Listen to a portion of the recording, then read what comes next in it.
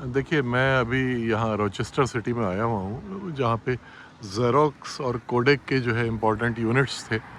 और यहाँ मैं पहले पिछली बार आया था 2009 में। तो एक चीज़ जो मैं आपके अटेंशन ड्रॉ करना चाहूँगा ख़ास तौर से, जो हमारे एशिया में जो कंट्रीज़ हैं और ख़ास तौर से इंडियन सब कॉन्टिनेंट में कंट्रीज़ हैं।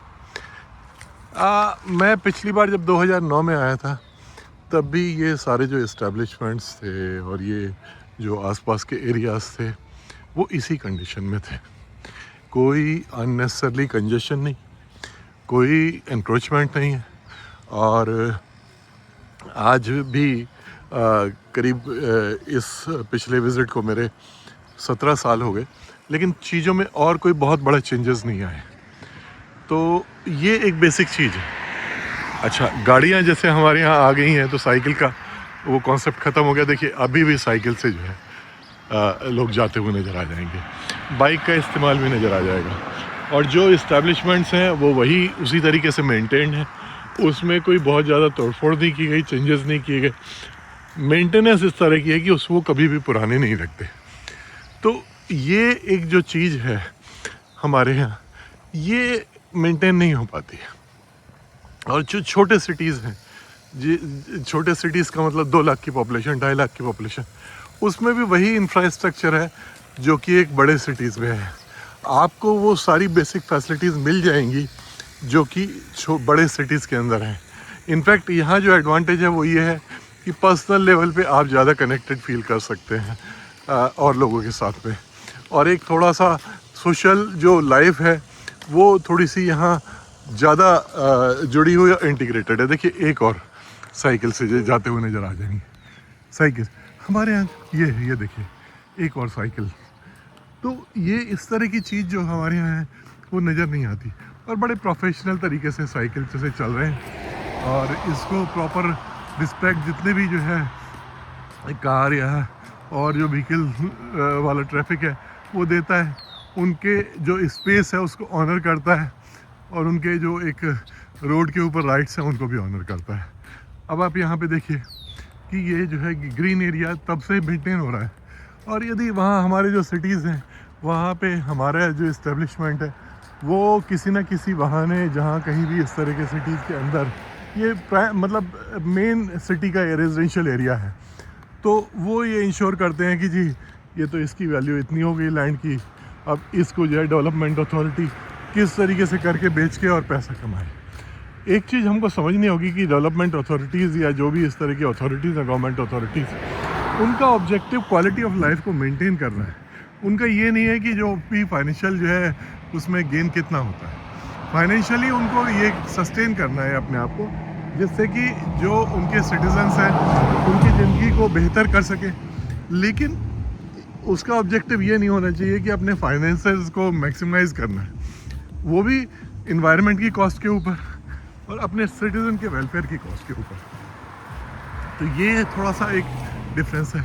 और मैं इस सिटी के बारे में बताना चाहूँगा आपको कि ये मुश्किल से 2.5 लाख की पॉपुलेशन का सिटी है, लेकिन यहाँ गोल्फ कोर्स भी है, 4 यहाँ पर यूनिवर्सिटीज़ हैं और यहाँ पे एयरपोर्ट भी है। सब जगह के लिए फ़्लाइट मिल जाती है, कनेक्टिंग इंटरनेशनल फ़्लाइट्स भी हैं यहाँ पर। और ये सारा जो इंफ्रास्ट्रक्चर है ये मेंटेन होता है 2-2.5 लाख की पॉपुलेशन के साथ। किसी भी इंडिया में हमारे जो छोटे छोटे टाउन्स हैं, डिस्ट्रिक्ट से भी छोटे, मान लिया तहसील भी हैं, सबकी पॉपुलेशन इसके आसपास हो जाती है। लेकिन उसके बावजूद भी कोई भी अच्छा इंफ्रास्ट्रक्चर मेंटेन नहीं हो पाता है, या जो एक्सपेंसिव फैसिलिटीज़ हैं वो मेंटेन नहीं हो पाती हैं। और उसका कारण ये है कि लोगों के पास उस तरह की परचेसिंग पावर नहीं है। अब यहाँ पे देखिए कि किस तरह की गाड़ियाँ चल रही हैं, किस तरह का इंफ्रास्ट्रक्चर हॉस्पिटल्स का या स्कूल्स का है। और कुछ गवर्नमेंट स्कूल्स भी हैं, वो भी इस लेवल के हैं कि उसमें आपको प्राइवेट स्कूल से बेहतर इंफ्रास्ट्रक्चर नज़र आएगा। एक और चीज़ जो मैं थोड़ा सा ध्यान दिलाना चाहता हूँ, देखिए सेफ्टी और ह्यूमन लाइफ की जो कंसर्न है यहाँ पे, एक तो ये जो पोल है यहाँ, ये सारे लकड़ी के पोल हैं, देखिए ये लकड़ी के पोल।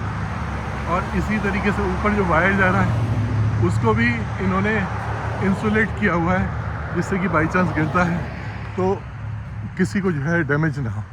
तो ये जो कंसर्न है लाइफ के लिए, हमारे यहाँ मेटल के पोल हैं, और इलेक्ट्रिकल पोल का मेटल पोल होने का कोई मतलब ही नहीं बनता है। अब ये क्या है कि ये कनाडा से लकड़ी आती है, वहाँ पे इस तरह के ट्रीज़ हैं, काफ़ी ग्रीन एरिया है, उसको ये पोल के लिए इस्तेमाल करते हैं इस तरह के जो वहाँ ट्रीज़ अवेलेबल होंगे। तो ये जो एक कंसर्न है लाइफ के लिए, वो हमारे यहाँ नज़र नहीं आती। यहाँ भी ये नहीं कह सकते कि पॉपुलेशन कम है ज़्यादा है, पॉपुलेशन अमेरिका की इतनी कम नहीं है, 35 करोड़ की पॉपुलेशन है, और उस पॉपुलेशन के लिए प्रॉपर इंफ्रास्ट्रक्चर करना, क्रिएट और उसको मेंटेन करना, ये कोई आसान नहीं है। लेकिन तो जब पॉपुलेशन बढ़ रही है तब भी वो जो है इंफ्रास्ट्रक्चर क्रिएट हो रहा है, और वो जब पॉपुलेशन कम थी तब भी था। तो इसलिए ये आर्ग्यूमेंट, जब हमारे यहाँ 30 करोड़ की पॉपुलेशन थी हमारे यहाँ, वो तब भी नहीं था, 150 करोड़ की हो गई तब भी वो नहीं है। तो ये सारे जो आर्ग्यूमेंट हैं कि पॉपुलेशन ज़्यादा है कम है, ये नहीं है। इशू बेसिकली ये है कि गवर्नेंस का इशू ये है कि हमारे यहाँ इंस्टीट्यूशंस नहीं डेवलप हो पाते। इशू ये है कि इंस्टीट्यूशन डेवलप हो जाते हैं तो जो लोग उनको मेंटेन करते हैं उनको काम नहीं करने दिया जाता, और जो गवर्नेंस है वो इतने इनकॉम्पिटेंट लोग हैं जो हमारे यहाँ इलेक्ट होकर के और पोजीशंस के ऊपर आते हैं, ना उनका इस तरह का विज़न होता है, और बल्कि जो कुछ भी यदि कुछ मेंटेन भी होता है तो वो उसको ख़त्म करने की कोशिश करते हैं। जो लोग उन इंस्टीट्यूशंस को चलाने के काबिल हैं उनको वहाँ से हटाते हैं, जिससे कि उनके छोटे शॉर्ट टर्म इंटरेस्ट सर्व हो सकें। तो ये कुछ इश्यूज़ हैं जिनको हमें हैंडल करना पड़ेगा, सीखना पड़ेगा, और इसमें 1-2 साल का टाइम नहीं लगेगा, इसमें कम से कम 10-20 साल लगेंगे। पहली चीज़ तो यह है कि हमारे को ये पता होना चाहिए कि हम कहाँ जाना चाहते हैं, वो टारगेट पर होना चाहिए। उसके लिए रास्ता जो है पता होना चाहिए, कौन सा रास्ता अडॉप्ट किया जाएगा, वो रास्ता कैसे बनाया जाएगा, और कैसे वो अगले 100-200 साल सस्टेन होगा। ये चीज़ें हमें सोचनी होंगी, और ये एक आसान काम नहीं है। इसके लिए हमें सिटीजन्स को अपने एजुकेट करना होगा, उनको ये इंश्योर करना होगा कि हम उस तरह के लीडर्स को इलेक्ट करें जो इस तरह का विज़न लेकर के चलें, और जो उस विज़न को प्रॉपर्ली एग्जीक्यूट कर पाएँ, उनकी कन्विक्शन हो कि किसी प्रेशर में आकर के वो टूटे नहीं। तो ये कुछ इश्यूज़ हैं जो मैं आपके सामने हाईलाइट करना चाहता था। देखिए स्पोर्ट्स फैसिलिटी इनकी, 2.5 लाख की पॉपुलेशन के साथ ये सिटी, इस तरह का स्पोर्ट्स इंफ्रास्ट्रक्चर, और ये सिर्फ ये सारी एक ही फैसिलिटी नहीं है, ऐसी पता नहीं कितनी सिटी के अंदर फैसिलिटी हैं। जैसे मैंने बताया, इस सिटी के अंदर 4 यूनिवर्सिटीज़ हैं और मेडिकल कॉलेज हैं। तो आप जरा ये देखिए कि 2.5 लाख की पॉपुलेशन के साथ किस तरह का इंफ्रास्ट्रक्चर यहाँ मेंटेन हो रहा है, और किस तरह का इंफ्रास्ट्रक्चर इन्होंने क्रिएट किया। This is a lesson which has to be learn. हम सिर्फ आंदोलन करके, कभी कॉकरोच के नाम पे, कभी किसी और नाम से, और वहाँ इकट्ठे होकर के और कुछ 1-2 मिनिस्टर्स के रेजिग्नेशन लेकर के सोसाइटी को चेंज नहीं कर सकते। चेंज करने के लिए पहले एक पॉजिटिव एजेंडा होना चाहिए, उस पॉजिटिव एजेंडा की कन्विक्शन होनी चाहिए, उस पॉजिटिव एजेंडा को आगे बढ़ाने के लिए हमारे पास काबिल लोग होने चाहिए जो उन पोजीशंस पे बैठ करके सिर्फ वही ना करें जो पहले रूलर्स कर रहे थे, बल्कि उससे डिफरेंट करें, और ऐसे इंस्टीट्यूशंस को क्रिएट करने की एबिलिटी होनी चाहिए जो इंस्टीट्यूशंस उस चेंज को और उस ट्रांसफॉर्मेशन को ला सकें।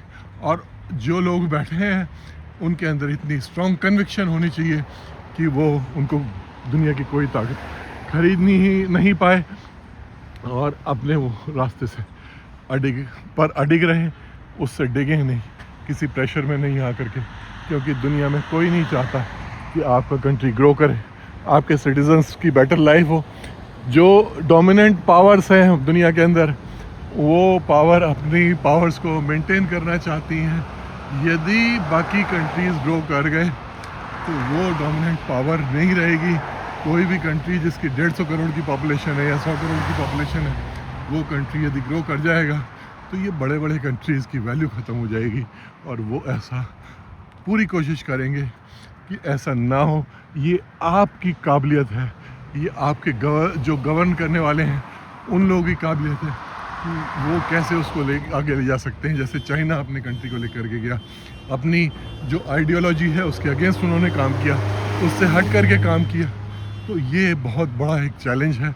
ये 1-2 साल का चैलेंज नहीं है, 10 साल का, 15 साल का। लेकिन पहली चीज़ ये है कि जो लोग बैठे हैं उनके अंदर वो विज़न हो, वो काबिलियत हो। मुझे अभी वो नज़र नहीं आता। सिर्फ आंदोलन से कुछ नहीं होगा, आंदोलन के आगे हमको जाना होगा। हमें पहले पॉजिटिव एजेंडा लेकर के आना होगा। वो किसी के एक आदमी के रेजिग्नेशन से नहीं हासिल होगा, एक गवर्नमेंट के चेंज से भी हासिल नहीं होगा। तो वो एक बहुत कलेक्टिव एफर्ट होगा जिसमें बहुत से काबिल लोगों की हमको ज़रूरत होगी और उसको हमें इकट्ठा करना होगा। Thank you.